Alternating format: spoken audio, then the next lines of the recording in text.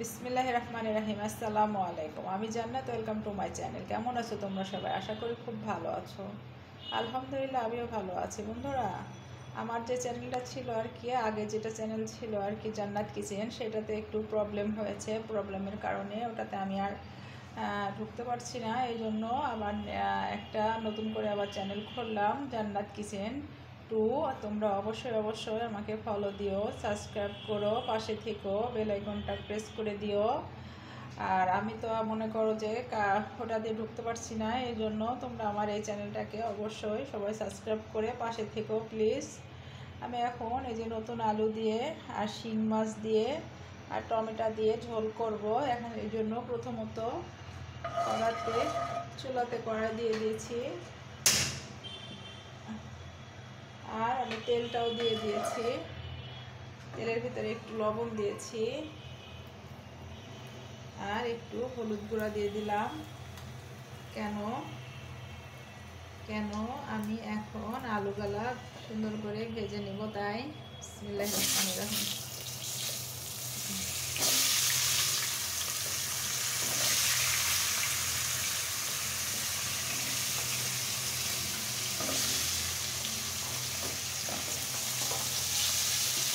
এখন আমি আলুটা খুব সুন্দর করে ফ্রাই করে নেব। বন্ধুরা, দেখতে পাচ্ছ আলুগুলা ফ্রাই করা হয়ে গেছে। এখন আমি এগুলাকে উঠিয়ে নিচ্ছি। খুব সুন্দর মতো ফ্রাই করা হয়ে গেছে।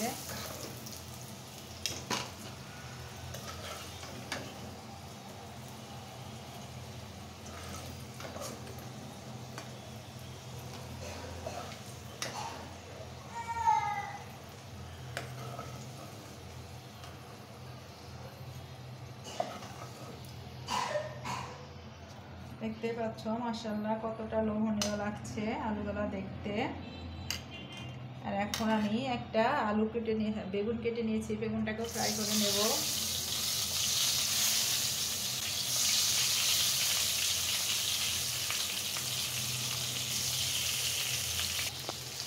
এখন আলুর মতো করে আমি বেগুনটাকেও ফ্রাই করে নেব।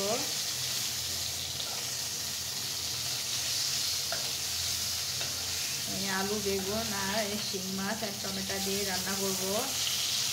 মনে করেছিলাম প্রথমত আগে আলু দিয়ে টমেটো দিয়ে রান্না করব, কিন্তু আলুগুলা ভাজার পরে মনে হলো একটু বেগুন দিলেও খেতে ভালো লাগবে।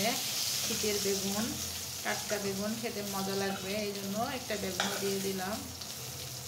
এখন বেগুনটাকে আমি খুব সুন্দর করে ফ্রাই করে নেব, একদম 80%। বন্ধুরা, দেখতে পাচ্ছ আমার বেগুনটাও ফ্রাই করা হয়ে গেছে। এখন আমি এটাকে উঠিয়ে রাখছি।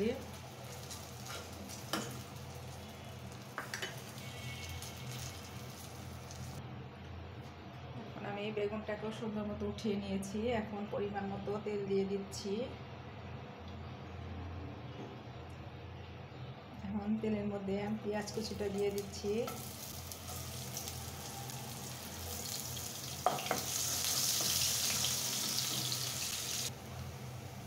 আমার পেঁয়াজটা ভাজা হয়ে গেছে। এখন আমি পেঁয়াজ, রসুন, কাঁচা মরিচের পেস্টটা দিয়ে দিচ্ছি। দিয়ে সুন্দর করে একটু ভেজে নেব 2 মিনিট। আমি পেঁয়াজ, রসুন আর কাঁচা মরিচের পেস্টটা 1 মিনিট মতো ভেজে নিলাম। এখন আমি পরিমাণ মতো হলুদ গুঁড়া দিয়ে দিচ্ছি, জিরা গুঁড়া দিয়ে দিচ্ছি, পরিমাণ মতো ধনিয়া গুঁড়াটা দিয়ে দিলাম, আর পরিমাণ মতো লাল মরিচের গুঁড়া দিয়ে দিলাম, আর একটু ভাজা গুঁড়া মশলা দিয়ে দিলাম। অনেক টেস্ট আসে, ভালো একটা ফ্লেভার আসে এই গুঁড়া মশলাটা দিলে। খাবারের স্বাদটা একদম পুরাটাই চেঞ্জ হয়ে যায়। এখন আমি পরিমাণ মতো লবণটা দিয়ে দিচ্ছি।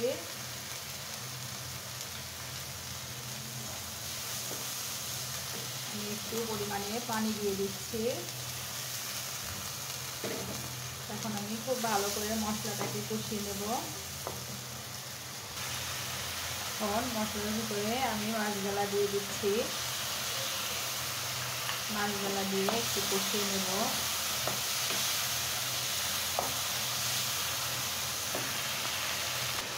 বন্ধুরা, আমার মাছটা কষানো হয়ে গেছে, আমি এখন এক করে সব উঠিয়ে নিচ্ছি। আর বন্ধুরা, আমার যে চ্যানেলটা ছিল জান্নাত কিচেন, সেই চ্যানেলটা আসলে গত পরশুদিন হঠাৎ করে আমার মোবাইলটার ব্রাইটনেসটা কমে যাচ্ছিল বলে আমি নিচে একটা ফ্লাক্সিলোডের দোকানে গেলাম, যে বললাম যে ভাইয়া দেখেন তো মোবাইলটার ভিতরে কী সমস্যা। সে প্রথমে বলল যে আমার স্ক্রিনের সমস্যা, তারপরে বলছে যে আমাকে বললো যে 1.5 ঘন্টা রেখে যান। আমি 1.5 ঘন্টা রেখে আসছি, আসার পরে সে আমাকে বলে যে আজকে তো হবে না, আপনার মোবাইলের পাওয়ারের সমস্যা হয়ে গেছে। আমাকে কত সময় লাগবে আপনি করে দেন, বসে থাকছি। বসে না, আপনি থাকলে হবে না, অনেক টাইম লাগবে, আমাকে বাসায় নিয়ে যেয়ে করতে হবে। এরপরে পরের দিন নিয়ে এসে সে আমাকে মোবাইলটা দেয়, এবং সে কী করছে, আমার তো চ্যানেলের মনে করো যে হচ্ছে জিএমএলের পাসওয়ার্ডটা সব হচ্ছে ফোনের ভিতরে সেভ করা ছিল। তো সে কী করেছে, সে হচ্ছে রিস্টার্ট দিয়ে দিচ্ছে। দেওয়ার ফলে আমি আর চ্যানেলটার ভিতরে আর ঢুকতে পারছি না বন্ধুরা।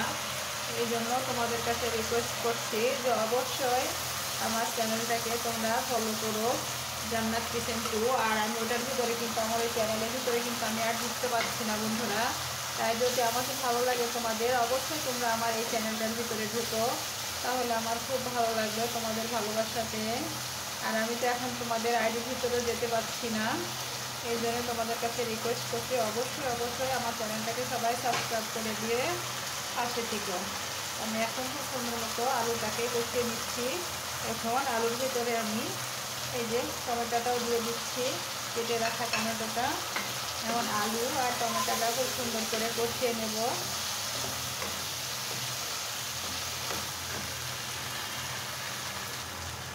বন্ধুরা দেখো কতটা সুন্দর লাগছে, মাশাআল্লাহ, কতটা লোভনীয় লাগছে টমেটো আলু।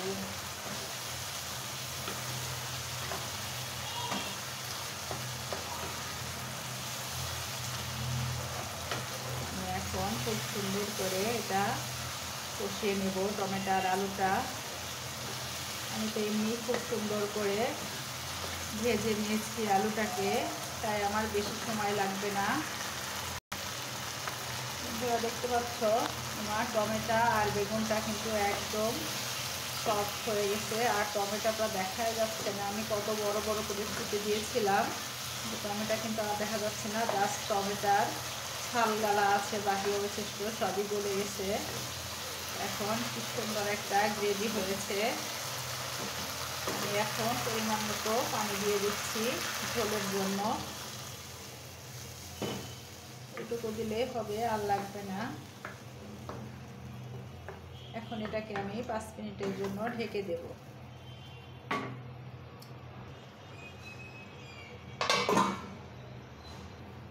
আমি এখন উঠিয়ে দেখি কি অবস্থায়, যে ঝোলটা ফুটে গেছে। আমি এখন ঝোলের উপরে এই যে বেগুনের চপগুলা দিয়ে দেব।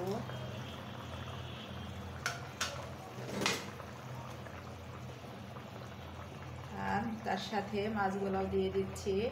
মাছগুলা যে আমি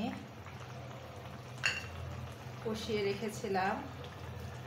বন্ধুরা, জিওল মাছটা কিন্তু ভাজতে যাবে না, ভাজতে গেলে কিন্তু জিওল মাছটা শক্ত হয়ে যায়, আর শক্ত হয়ে গেলে ওই মাছ খেতে কিন্তু ভালো লাগে না। এই জন্য অবশ্যই জিওল মাছটাকে কষিয়ে রান্না করতে হবে। এখন আমি আবারও 5 মিনিটের জন্য এটা ঢেকে দিচ্ছি।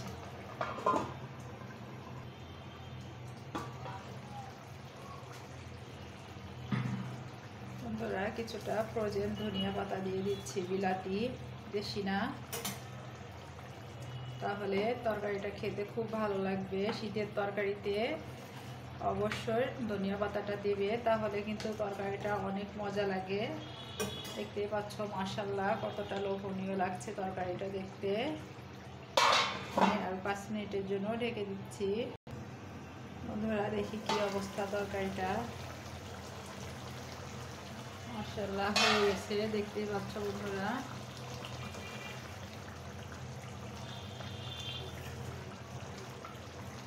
আমি এখন তোমাদের পরিবেশন করে দেখাচ্ছি।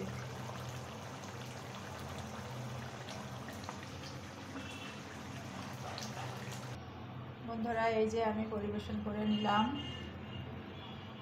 আমার শিং মাছ দিয়ে বলো, জিওল মাছ বলো, জিওল মাছ দিয়ে আলু দিয়ে বেগুন দিয়ে ধনিয়া পাতা টমেটো সব কিছু দিয়ে একটা মজাদার তরকারি। বন্ধুরা, আমার ভিডিও যদি তোমাদের ভালো লেগে থাকে অবশ্যই অবশ্যই আমার এই চ্যানেলটাকে অবশ্যই আবার তোমরা আপন করে নিও এবং সাবস্ক্রাইব করে দিও। আমার ওই চ্যানেলটার প্রবলেম হয়েছে, আমি ওই চ্যানেলটার ভিতরে ঢুকতে পারছি না। আমার আসলে অনেকটা সমস্যা হচ্ছে, কখনো ঢুকতে পারবো কিনা আমি জানি না। এই জন্য তোমাদের কাছে রিকোয়েস্ট করছি বন্ধুরা, আমার যত প্রিয় বন্ধুরা ছিলা সবাই আমাকে একটা করে সাবস্ক্রাইব করে দিও, কারণ আমি চ্যানেলে ঢুকতে পারছি না আর বলতেও পারছি না তোমরা কে আমার বন্ধু ছিলে, কে কী ছিলে না ছিলে। তাই তোমাদের কাছে রিকোয়েস্ট করছি অবশ্যই তোমরা সবাই আমার চ্যানেলটাকে সাবস্ক্রাইব করে দিও, ফলো করে দিও। আর তোমাদের অনেক অনেক ভালোবাসা দিয়ে আমার পাশে দাঁড়িয়েও, তাহলে আমি বুঝবো যে হ্যাঁ আসলে তোমরা আমার বন্ধু ছিলে, আমাকে এত আদর করতে, এত আপন করতে। সবাই ভালো থাকো, সুস্থ থাকো, আমার জন্য দোয়া করো। তো আল্লাহ হাফেজ, আসসালামু আলাইকুম।